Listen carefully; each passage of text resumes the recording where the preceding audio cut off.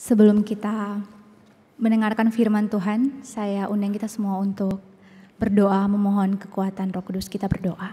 我们听到之前，我们先求上帝的带领，好让我们可以明白上帝的话。我们先祷告。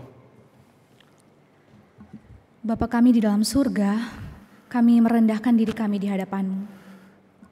天上，我们在天上的父，我们谦卑我们的心， Kami rindu mendengarkan firman-Mu, 我们渴慕听你的话语。 tetapi kami sadar kami sangat terbatas 但是我们晓得我们非常的有限， dan kami membutuhkan anugerah-Mu. 我们需要你的恩典。 Oleh karena itu ya Tuhan, kami memohon kepadamu, 因此，主啊，我们向你求， tolonglah kami dan berbelas kasihanlah. 求主帮助我们，求主怜悯我们， Kiranya Roh Kudus-Mu berbicara kepada setiap kami. 求圣灵对我们每个人说话。 Berkati jemaat-Mu, gereja-Mu, 求主祝福你的教会，你的 berkati hamba-Mu 信徒 dengan segala keterbatasan. 也祝福你两位很有限的仆人。 Berbicaralah kepada kami ya Tuhan, 主啊，求你对我们每一个人说话， karena kami siap mendengarkan 因为 firman. 我们准备聆听你的话语。 Amin. 阿门。 Selamat malam Bapak Ibu Saudara-saudara sekalian. 祝所有的弟兄姐妹晚上好。 Ya. Malam hari ini saya diberikan tema yang menarik dan menurut saya sangat esensial. 今天晚上教会给我一个主题，我觉得是很重要的主题。 Ya, seperti yang Bapak Ibu lihat di slide, how to sustain a spiritual friendship, becoming a prayer friend. 我们的主题就是我们怎么样在属灵上成为朋友，就是我们怎么样成为一个带祷的朋友。 Atau dalam bahasa Indonesia, bagaimana mempertahankan pertemanan spiritual dengan menjadi teman pendoa. 我们怎么样保持属灵上的友谊，就是成为祷告上的朋友。 Ketika kita berbicara tentang friendship atau pertemanan, 当我们谈到友谊或者交朋友， saya rasa kita sudah sangat familiar dengan konsep ini. 我觉得我们都很熟悉了。 Umumnya kita memaknai pertemanan sebagai relasi yang terbentuk karena adanya common interest atau kesukaan yang sama. 我们一般认为友谊就是人与人之间有共同的爱好， Ada kecocokan dan itu sedikit banyak terlihat dari aktivitas yang bisa kita lakukan bersama. 就是可以合得来，可以一起活动。 Nah, tetapi bagaimana dengan spiritual friendship? 但是属灵上的友谊是怎么样呢？ Bagaimana berteman di dalam ranah spiritual? 在属灵上，我们怎么样交朋友？ Nah, bersyukurnya kita sudah dikasih tahu dari topik kita malam ini. 感谢主，今天晚上的主题已经告诉了我们， By becoming a prayer friend, 就是我们成为祷告上的朋友， dengan menjadi teman pendoa. 就是我们成为祷告上的朋友。 Nah, sekarang pertanyaannya, bagaimana kita memaknai becoming a prayer friend? 我们怎么样理解成为一个祷告上的朋友？ Setidaknya ketika kita menyebutkan prayer friend, ada dua aspek terkait di sini, prayer and friend. 当我们谈到一个祷告上的朋友，最起码有两点我们可以学习，就是祷告和朋友。 Ya, teman dan doa. 祷告和朋友。 Kalau berbicara tentang doa, kita sudah sangat familiar ya, kita tidak asing lagi. 谈到祷告，我们就很熟悉，我们就并不陌生。 Kita sama-sama mengimani doa adalah bagian yang esensial dari kehidupan orang percaya. 我们都知道，祷告就是我们信徒生活很重要的一个部分。 Bahkan Tuhan mengajarkan kita berdoa di dalam Alkitab. 甚至上帝在圣经教导我们如何祷告。 Matius 6 menuliskan doa Bapa kami. 马太福音第6章记载主祷文。 Nah, menariknya Bapak Ibu, pada frasa pertama di dalam Matius 6 itu disebutkan di dalam bahasa Indonesia, apabila kamu berdoa. 马太福音第6章在那边记载主祷文，第一个句子就是当你祷告的时候， Kalau dari bahasa aslinya itu lebih tepat diterjemahkan ketika kamu berdoa. 就是原文的意思就是当你祷告， Nah, ini penting Bapak Ibu. 这是很重要。 Kenapa? Karena itu mengasumsikan bahwa setiap orang percaya harus berdoa. 因为每一个信徒都是应当祷告， Ketika kamu berdoa bukan jika kamu berdoa. 就是当你祷告，不是如果你祷告， Bukan sesuatu yang opsional. 这不是一个选择， Artinya apa Bapak Ibu? 这什么意思呢？ Doa adalah bagian dari identitas orang percaya. 祷告就是一个信徒的身份。 Nah ini penting untuk kita ingat bersama, saya yakin kita sudah sama-sama tahu. 那这个很重要，我们都可以一起记下来。 Tapi biarlah ini jadi reminder pertama bagi kita. 那这就是成为我们的提醒。 Doa adalah bagian dari identitas kita sebagai orang percaya. 祷告就是我们身为信徒的身份。 Nah sekarang kalau kita fokus ke a prayer friend, 好，那我们看祷告上的朋友。 nah ini kita masuk atau kita berbicara tentang suatu ranah spiritualitas yang lebih kompleks. 我们就谈到属灵上比较复杂的现实。 Kenapa saya katakan lebih kompleks? Karena ini sudah melibatkan setidak-tidaknya 3 pribadi. 我说比较复杂，因为牵涉到3个位格： Pribadi diri kita sendiri, 我们自己、 pribadi Allah Tritunggal, 3位一体的上帝， ya pribadi orang lain yang kita doakan. 还有我们为他祷告的人。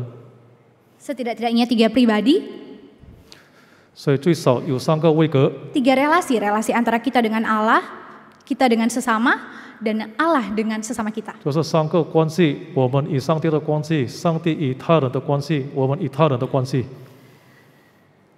Kenapa saya harus menekankan ini lebih kompleks? Karena ini berarti lebih sulit. 我说这个比较复杂，就是这个比较难。 Karena berdoa yang hanya melibatkan relasi antara kita, diri kita sendiri dengan Allah saja tidak selalu terjadi secara natural. 因为当我们向上帝祷告，就是2个方面，这也不是 Apalagi 自然发生的。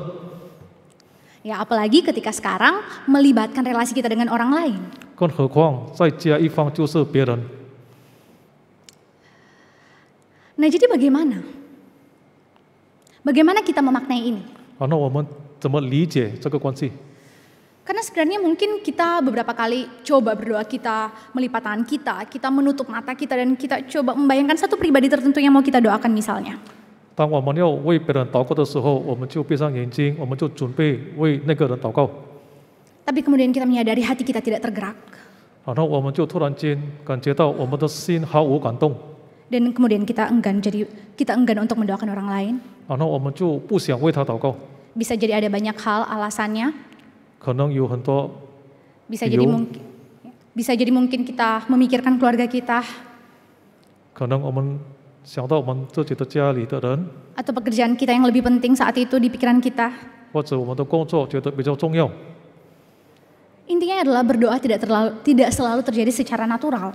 就是说，祷告不是自然发生的， Butuh usaha dan disiplin. 我们需要激励。 Apalagi ketika kita akan mendoakan orang lain. 更何况我们要别人祷告。 Mungkin bisa saja kita mulai berdoa, kita mengucapkan pokok-pokok doa tertentu untuk orang lain. 也许我们可以开始为别人祷告， Tapi kemudian ketika hati kita tidak tergerak, kita tetap mengucapkan saja dan somehow kita menjadikan itu seperti formalitas atau kebiasaan saja. 但是有时候我们的心毫无感动，我们的祷告就像一种形式而已。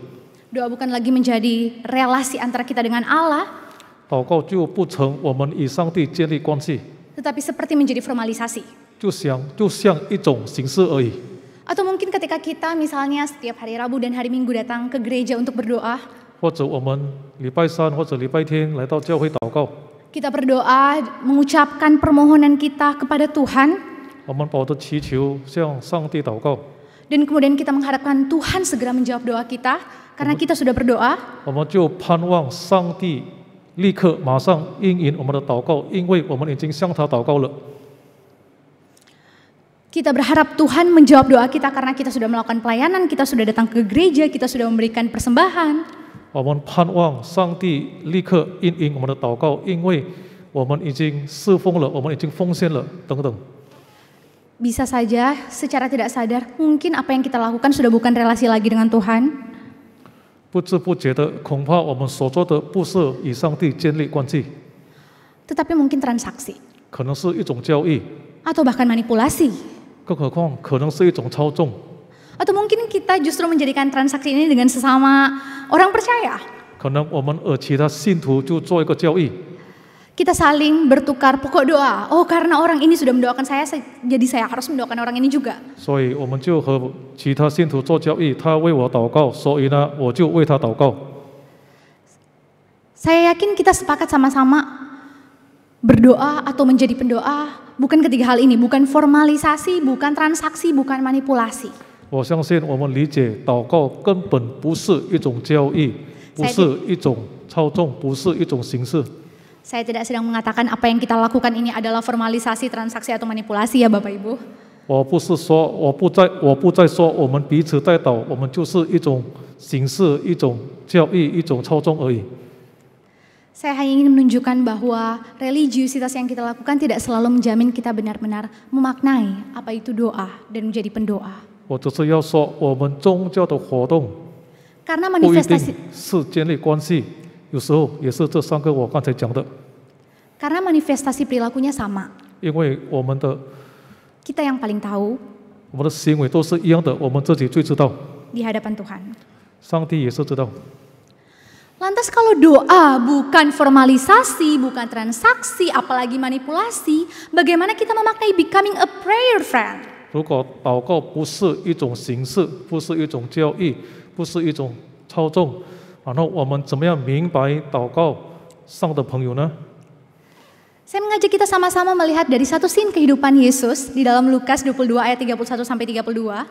我请大家，我们从路加福音22章31到32节学习，从耶稣的身上学习一些东西。 Ya, saya akan bacakan bahasa Indonesianya dan Pak Novianto akan bantu saya untuk membacakan bahasa Mandarinnya. Bapak Ibu bisa mengikuti bersama-sama dengan saya mungkin seperti yang ditampilkan di slide. Lukas 22 ayat 31 hingga ayatnya yang ke-32.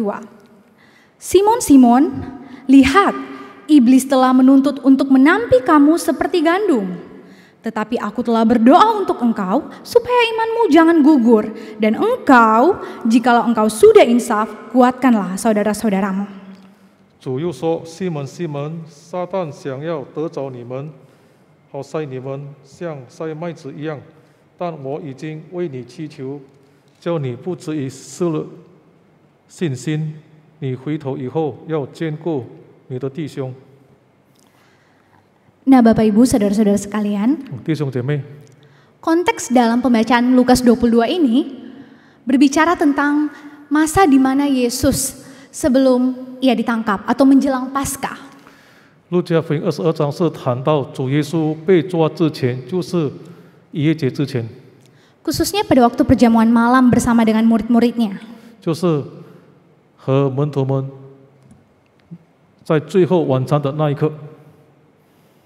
Nah, melalui konteks tersebut kita tahu bahwa Yesus tidak hanya sendirian bersama dengan Petrus. 所以我们知道，主耶稣不单和彼得两个人在一起， Ia bersama dengan murid-muridnya yang lain juga. 主耶稣也是和其他门徒在一起。 Tapi menariknya Bapak Ibu, kita lihat di ayat ini, 但是在这个境界，我们可以看到很有趣的， setelah Yesus menyebut nama Simon secara personal, 主耶稣就称呼彼得为西门，就是很个人的称呼。 seperti yang kita tahu, nama Simon itu adalah nama yang digunakan sebelum Petrus mengikut Yesus. 西门这个名字就是他跟随耶稣之前的名字。 Nah, jadi setelah Yesus menyebut nama Petrus secara personal, ia menyebutkan seperti ini. 主耶稣称呼彼得用很个人的名字西门之后，主耶稣这样说： Simon, Simon, lihat iblis telah menuntut untuk menampi kamu seperti gandum. 西门，西门，撒旦想要得着你们，好筛你们像麦子一样。 Nah, kata kamu di sini, kalau dari bahasa aslinya, humas, itu adalah dalam bentuk jamak Bapak Ibu, plural. 主耶稣说：“这里他的原文就是你们的意思。” Artinya Yesus tidak hanya berbicara kepada Petrus. 意思说，主耶稣不单和彼得一个人说话， Yesus berbicara kepada murid-murid yang lain juga. 耶稣同时也是和其他门徒说话。 Iblis telah menuntut untuk menampi kamu semua, kalau boleh dibaca lagi. 就是撒旦要筛你们像麦子一样。Nah, setidaknya bagian ini memberitahukan kepada kita bahwa sebenarnya di dalam konteks tersebut, ya bukan cuma Petrus yang diuji imannya. 所以在这里告诉我们，不单彼得一个人，他的信心要受试探， Murid-murid yang lain juga. 其他门徒也是同样。 Ya, sebentar. Oke, murid-murid yang lain juga Bapak Ibu. Jadi saat itu, semua orang digoncang imannya. 所以当时所有的人，他们的信心被动摇。 Kita mungkin hanya tahu dari Alkitab bahwa setelah itu Petrus menyangkal Yesus. Setelah Yesus ditangkap maksud saya. 我们从圣经知道，主耶稣被抓之后，就是只有彼得否认耶稣。 Realitasnya saat itu bukan cuma iman Petrus yang gagal. 实际上，当时不单彼得一个人，他的信心动摇， Tapi iman murid-murid yang lain juga. 其他门徒的信心也是同样。 Penting untuk kita mengetahui ini bersama karena untuk memahami becoming a prayer friend, kita harus beranjak dari satu realitas, kesadaran bahwa kita semua ini adalah orang-orang yang lemah di dalam iman. 我们必须明白这一件事，因为我们要知道怎么样成为祷告上的朋友。我们先要理解，我们都是罪人， Dan kita sama-sama butuh anugerah Tuhan. 我们都需要上帝的恩典。 Nah, kita fokus ke ayat 32 sekarang. 那我们专注在第32节。 Ya, setelah Yesus menyebutkan kepada semua murid-muridnya, Yesus sekarang kembali merujuk pakai kata yang personal untuk Petrus. 主耶稣对门徒说话之后，主耶稣就对彼得很个人的说： Tetapi aku telah berdoa untuk engkau, 但我已经为你祈求， supaya imanmu jangan gugur. 叫你不至于失了信心。 Dan engkau jikalau engkau sudah insaf, kuatkanlah saudara-saudaramu. 你回头以后要兼顾你的弟兄。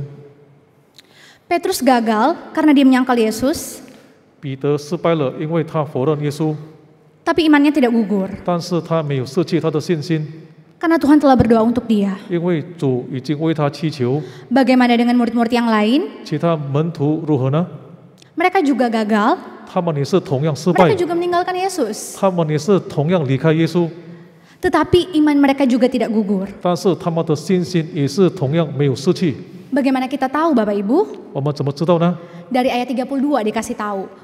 就是32节告诉我们， Karena Petrus disuruh untuk menguatkan saudara-saudaranya ketika dia sudah dikuatkan imannya. 因为32节这样说：你回头以后要兼顾你的弟兄。 Apa yang bisa kita pelajari di sini? 从这里我们可以学习到什么呢？ Tuhan memakai doa sebagai sarana anugerahnya. 上帝使用祷告 Sorry. 来显示他的恩典。 Tuhan memakai sarana anugerahnya bukan hanya untuk diri Petrus sendiri, 上帝施恩不单给彼得一个人， tetapi juga untuk murid-murid yang lain, untuk saudara-saudaranya. 上帝也是施恩给彼得的弟兄。 Nah, sebentar. Nah, ini dia. Nah, jadi sebenarnya kita bisa melihat Bapak Ibu ya, Tuhan memakai doa untuk memberkati seseorang, tapi tidak hanya berhenti pada satu orang saja. Dalam konteks ini tidak hanya berhenti sampai pada Petrus. 上帝使用祷告不单来祝福一个人，在这里不单祝福彼得一个人。 Dalam konteks ini, Tuhan memberkati sampai pada orang lain. Tuhan menggunakan Petrus untuk menguatkan saudara-saudaranya, Tuhan menguatkan iman mereka. 在这里，上帝祝福彼得，彼得也是祝福别人，就是兼顾他弟兄的信心。 Nah, kita bisa melihat bagaimana buah dari iman yang telah dianugerahkan kepada Petrus tersebut sangat jelas misalnya dalam Kisah Para Rasul pasal 2. 我们可以看见彼得信心的果子，比如在使徒行传第2章。 Ya, ketika Petrus berkhotbah dan kita tahu bersama ada 3.000 orang bertobat dan memberi diri dibaptis. 就是当彼得讲到有3个人悔改受洗， Petrus menyembuhkan orang yang lumpuh dan masih banyak lagi pelayanan yang ia lakukan sebagai buah dari iman yang telah dianugerahkan kepadanya. 就是彼得信心的果子，就是他做了很多侍奉，他也是医治瘸腿的人。 Anugerah yang Tuhan berikan kepada Petrus tidak pernah berhenti pada dirinya sendiri. 上帝赐福彼得，没有停留在彼得一个人身上。 Selalu ada tujuan yang lebih besar di balik itu. 上帝给我们恩典是有带比较更大的目的。 Tuhan memakai doa sebagai sarana anugerahnya untuk menggenapi rencana dan kehendaknya. 上帝使用祷告来完成他的计划与旨意。 Nah, kita bisa melihat ini dalam diagram secara konseptual ya. Bagaimana Tuhan memakai doa sebagai sarana anugerah bagi diri sendiri, bagi orang lain untuk menggenapi rencana dan kehendaknya. 在这个图，我们可以看见上帝使用祷告成为恩典的工具，来祝福自己和别人。 Hal ini mengingatkan saya dalam kejadian beberapa minggu yang lalu. 这也提醒我在几个礼拜前的事件， Tepat di hari Minggu Bapak Ibu, 当时也是刚好是礼拜天， itu saya terbangun pukul 4 pagi. 我就突然间早上4点就起床了。 Cukup aneh karena malamnya itu saya kelelahan, jadi kalau bangun kepagian ya itu nggak biasa. 我觉得很奇怪，因为昨晚我是很累，所以不可能我这么早都起来了。 Karena sudah terlanjur bangun, saya memutuskan untuk saat teduh dan journaling. 因为我都起来了，我就决定来灵修和做笔记。 Baru setengah jam saya saat teduh dan journaling, tiba-tiba saya dikagetkan dengan nada dering handphone saya. 我就刚好灵修半个小时，突然间被手机的声音吓到我了。 Lebih kaget lagi karena ternyata yang saya lihat adalah ini teman SMA saya yang kalau saya boleh bilang sudah saya berikan red flag. 我更吃惊的联系我的就是我高中的朋友，我已经标上红旗。 Maksudnya adalah orang ini adalah orang yang ingin saya hindari. 就是我是避免这个人， Kenapa? Karena dulu pernah ada konflik. 因为我以前和他吵过架， Dan saya rasa saya tidak perlu dekat-dekat dengan orang seperti ini. 那我觉得像这种人我就不需要和他亲近。 Jadi saya kaget sekali melihat ada telepon dari orang tersebut. Tapi saya mungkin mulai merasionalisasikan, mungkin ini kepencet. 所以我就很吃惊，这个人联系我，我就认为可能他是按错了。 Ya kenapa? Karena saya pikir dia tinggal di tempat yang berbeda 12 jam dengan kita. Jadi di negara yang lain. Jadi mungkin wajar kalau dia masih beraktivitas di jam tersebut. 因为我的朋友是住在其他国家，和我们这里有12个小时的时差，所以他在那边活动，我觉得也是很正常的。 Jadi saya berniat untuk mengangkat teleponnya dan kasih tahu kalau dia salah pencet. 所以我就要接这个电话，就和他讲，可能你按错了。 Lebih kaget lagi Bapak Ibu setelah saya angkat teleponnya, yang terjadi adalah dia mulai berbicara, dia mulai meminta maaf. 我更吃惊的，我接了电话，他就和我说他道个歉。 Meminta maaf karena katanya terlambat mengucapkan selamat ulang tahun. Jadi memang beberapa hari sebelumnya tepat hari ulang tahun saya. 他和我道个歉，因为他迟了祝贺我，因为前几天是我的生日。 Waduh, saya tambah bingung lagi Bapak Ibu. 我就觉得更糊涂。 Kenapa? Karena kita tidak cukup dekat untuk saling merasa bersalah kalau terlambat mengucapkan selamat ulang tahun. 因为我觉得我们都不是很近，所以不说生日，不说祝贺也没有关系。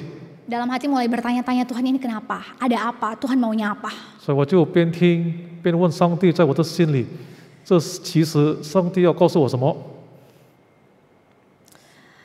Menariknya adalah ketika teman saya ini mulai menyampaikan harapannya untuk saya di usia yang baru. 就是我的朋友就对我的盼望，他就这样说。 Dia mulai mengkontraskan harapan tersebut dengan kehidupan dia. 他就对他的盼望和他的生活做个比较。 Dia mulai berbicara tentang kehidupan dia belakangan di beberapa tahun terakhir. 他就告诉我他近几年的生活。 Di situ saya mulai menyadari, 我就开始觉悟到， Tuhan mau saya berdoa untuk dia. 主要我为他祷告， Tuhan menggerakkan saya untuk berdoa bagi dia. 主感动我为他祷告。 Dan ketika saya berdoa, 当我祷告的时候， saya tidak bisa menahan hati saya untuk mengasihi dia. 我就忍不住要爱他。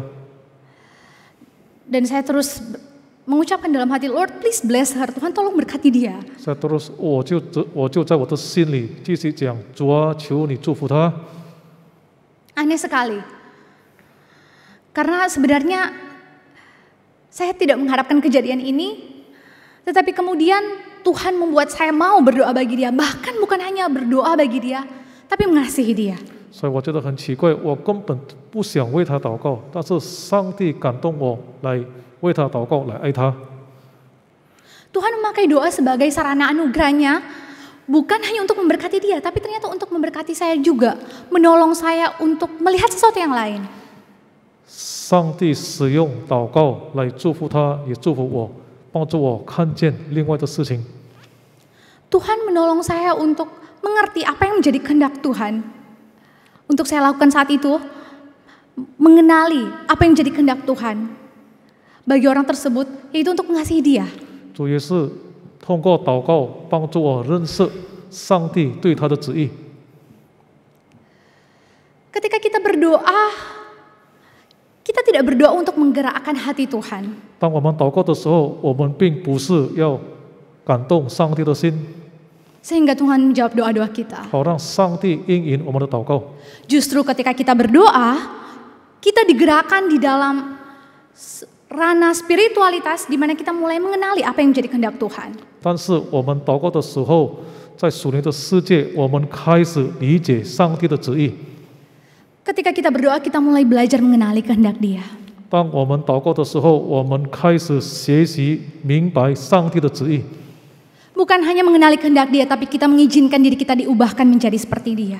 我们不单要明白上帝对我们的旨意，但是我们也愿意被主所改变，好像就像我们越来越像他。 Kita mulai mengerti hati Tuhan untuk orang lain. 我们就开始明白上帝对别人的心意， Hati kita diubahkan. 我们的心被主所改变。 Jadi kita bisa melihat bagaimana Tuhan memakai doa sebagai sarana anugerahnya untuk diri kita dan untuk orang lain. 所以我们可以看见，通过祷告，上帝施恩，为了我们，也是为了别人。 Dan itu tidak berhenti sampai di sana. 这也没有停止在这里。 Tetapi untuk menggenapi rencana dan kehendak Allah. 祷告也是要完成上帝的计划与旨意。 Tuhan tidak hanya memanggil kita menjadi pendoa seperti yang Yesus lakukan berdoa. 主不单叫我们为别人祷告，像主自己所做的。 Tetapi ketika Dia memanggil kita menjadi pendoa bagi sesama kita, Dia memanggil kita untuk mau memberi diri kita dipakai oleh Dia sebagai alat dalam menggenapi rencana dan kehendak-Nya. 当主要我们为别人祷告的时候，主也是叫我们要完成他的计划与旨意。 Kita tidak akan tahu bagaimana seberapa besar Tuhan akan memakai kita melalui kehidupan berdoa kita sampai kita memberi diri untuk mau berdoa 我 bagi orang 们 lain. 不知道上帝要怎么样用我们，到我们把我们自己献上，我们向主祷告，我们才知道。 Gereja yang setia, gereja yang kuat adalah gereja yang berdoa. 一个忠心的教会，一个强大的教会，就是祷告的教会。 Oleh karena itu Bapak Ibu, saya sangat bersyukur di minggu pertama saya datang mengamati semuanya dan melihat ada kebaktian doa Rabu. 因此，我觉得非常感谢主。当我来到这个教会第一个礼拜，我就看见我们礼拜三有祷告会。 Saya sungguh sangat bersyukur karena boleh melihat gereja ini masih mau setia, mengkhususkan hari untuk berdoa. 我就感谢主，看到我们的教会也还是忠心向主祷告。 Karena gereja yang kuat dilihat bukan dari kuantitas jumlah jemaat yang hadir di KU. 一个强大的教会，不单看崇拜聚会有多少人数， Gereja yang kuat adalah gereja yang jemaatnya bersedia untuk mau berdoa. 一个强大的教会就是他的会友要祷告。 Mari kita teruskan habit yang baik ini 让我们保持这种良好的习惯， dengan mengingat bahwa ketika kita memberi diri untuk menjadi pendoa bagi sesama, kita sedang merepresentasikan Kristus. 就是当我们为别人祷告的时候，我们同时也是在代表基督。 Dan bukan hanya itu saja, kita memberi diri untuk dipakai sebagai alatnya untuk menggenapi rencana dan kehendak-Nya. 我们也是把自己献上来成就上帝的计划与旨意。 Jadi kalau saya boleh simpulkan inti khotbah kita pada malam hari ini seperti yang Bapak Ibu lihat di dalam slide-nya. 所以今天晚上我讲到的内容，我们大家可以看见， Mengapa penting bagi kita untuk menjadi pendoa bagi sesama? 为什么为别人代祷是很重要的呢？ Ya karena Tuhan memakai doa sebagai sarana anugerahnya untuk memberkati diri kita sendiri, orang lain, dan itu semua untuk menggenapi rencana kehendak Allah. 因为上帝使用祷告来显出他的恩典，来祝福我们，来祝福别人，来成就他自己的旨意。 Di sanalah kita mendapati diri kita menyatakan Kristus, 在这里我们可以看见，我们活出基督， menjadi semakin serupa dengan 我们 Kristus. 就越来越像基督。 Biarlah Roh Kudus memampukan kita semua 求圣灵帮助我们每一个人， untuk dapat dengan setia menjadi pendoa-pendoa bagi orang lain. 我们就可以成为一个忠心的代祷者。 Dan kiranya Dia yang memampukan kita juga 求主帮助我们， untuk berusaha disiplin setiap harinya, 就是我们每一天都要激励， membangun spiritualitas kita dengan Tuhan. 来建造我们与上帝的属灵生活。 Karena hanya orang-orang yang berdoa yang bisa menjadi pendoa bagi orang lain. 因为只有自己祷告的人，他才能成为别人的代祷者。 Mari kita berdoa. 我们一起祷告。 Terima kasih Tuhan untuk firman-Mu pada malam hari ini. 主啊，谢谢你今天晚上赐给我你的话语。 Ampuni kami ya Tuhan ketika Engkau mendapati kami seringkali melalaikan kehidupan berdoa kami. 主啊，求你饶恕我们，如果我们常常忽略我们祷告的生活。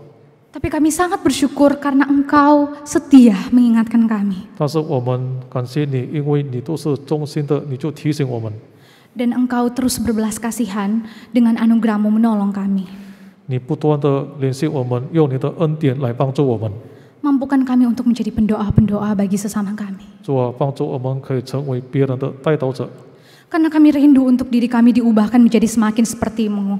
因为我们渴慕我们自己被主所改变，越来越像主自己， Terlebih dipakai menjadi alat bagi kerajaan-Mu. 好让我们可以成为你国度的工具。 Demi nama anak-Mu Tuhan Yesus Kristus kami berdoa. 我们祷告，奉你的独生子耶稣基督的名， Amin. 阿门。